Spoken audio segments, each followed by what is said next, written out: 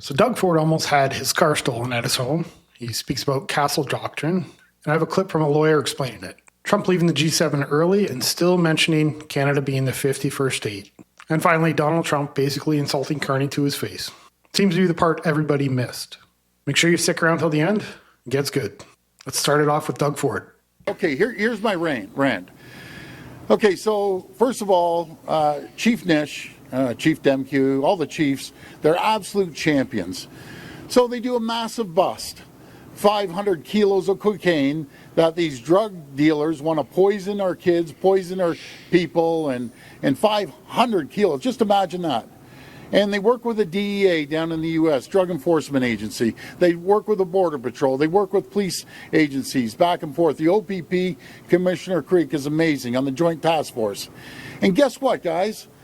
These weak-kneed judges, the biggest bust in Peel's history, guess where they are? They're back out on the street again.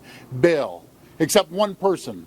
Do you believe that? They actually get released on the largest drug bust in Peel's history. 500 kilos of cocaine that could ultimately kill people, and judges slap on the wrist. Okay, little Johnny, you go out there and deal more drugs.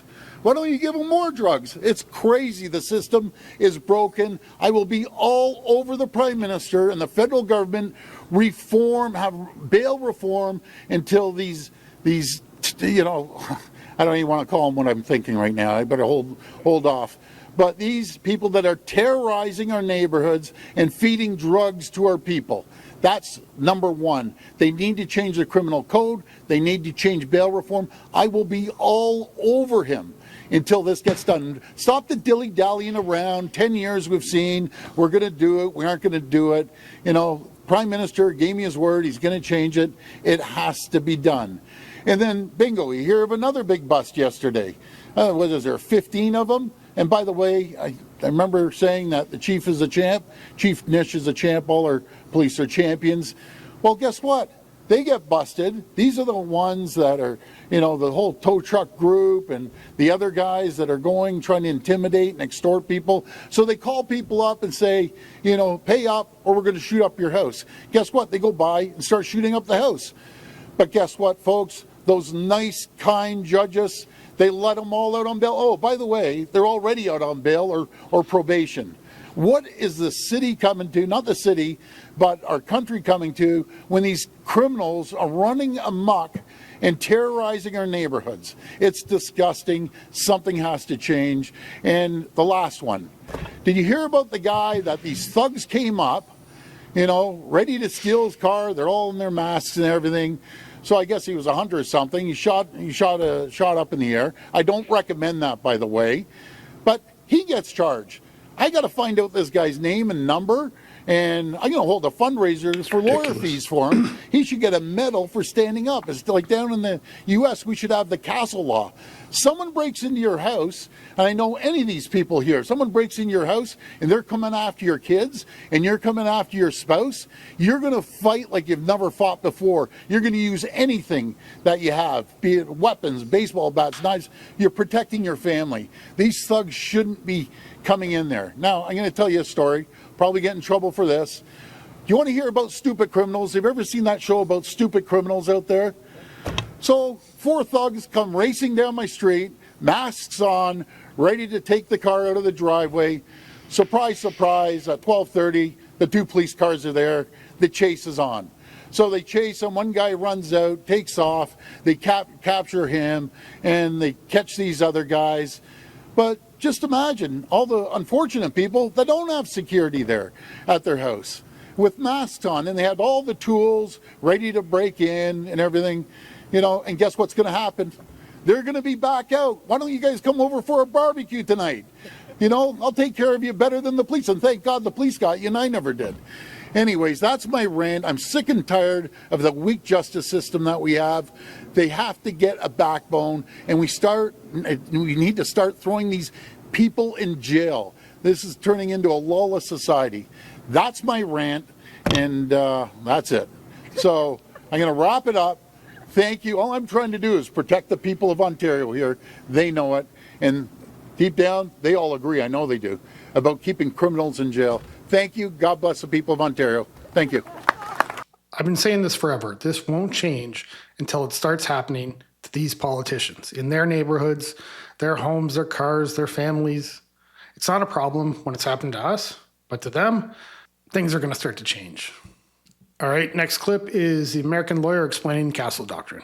Your home is your castle. California's castle doctrine generally offers more protection for people defending themselves inside rather than outside their homes, but still on their own private property. But every situation is different, according to attorney Donald Heller. You have rights as a homeowner to protect yourself, your family, and your property. He says if someone breaks into your home in California, especially at night, and you fear for your life, you could use deadly force to protect yourself. But the same does not apply if an intruder is on your property outside your home. You stay in your home with your deadly weapon, call 911, and hope the police show up promptly. He says you may be justified in defending yourself outside your home if you are in imminent danger and use reasonable force to defend against that danger. But if you shoot someone outside your home, and you could get sued or you could be charged. And Heller says self-defense should be the last step in protecting your home, saying taking simple measures like locking your doors and getting an alarm can go a long way to prevent a potentially life-threatening scenario. Being able to defend yourself inside your home shouldn't even be a question. It's just that simple.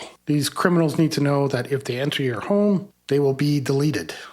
Right now, this is why they do it. They know nothing's going to happen. They know basically we can't even defend ourselves. U.S. President Donald Trump is once again the disruptor at a G7 summit in Canada. He's also once again muddied the outlook on Canada-U.S. trade. Trump has left the summit a day early, but apparently on good terms with Prime Minister Mark Carney. President, any statement on why you're leaving the G7 early for Washington? Well, I have to be back. Very important. I want to just thank our great host. He did a fantastic job. Thank you in Canada. But you probably see what I see. And I have to be back as soon as I can. I'm very grateful for the president's presence, his contributions, Are you going to have a communique on Iran? And I fully understand why. We'll see why you on the must plane. return. Trump and Prime Minister Carney spoke to reporters there after posing for the G7 family photo. The U.S. president didn't elaborate on why he was leaving the summit, but the White House says it's because of the situation in the Middle East. And we'll bring you more on that in just a few minutes. But first, we want you to hear Trump's comments just hours after leaving the summit, which are casting doubt on new progress in trade talks between Canada and the U.S.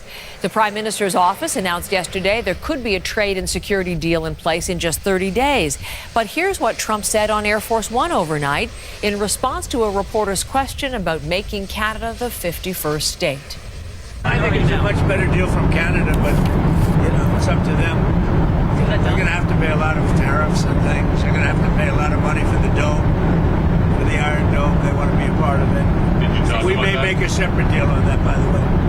We discussed that, with the dome. That may be a separate deal. They want to be at $71 billion. Price they're going to pay. There could be a dome thing separate from the tariff. They'll be in the dome.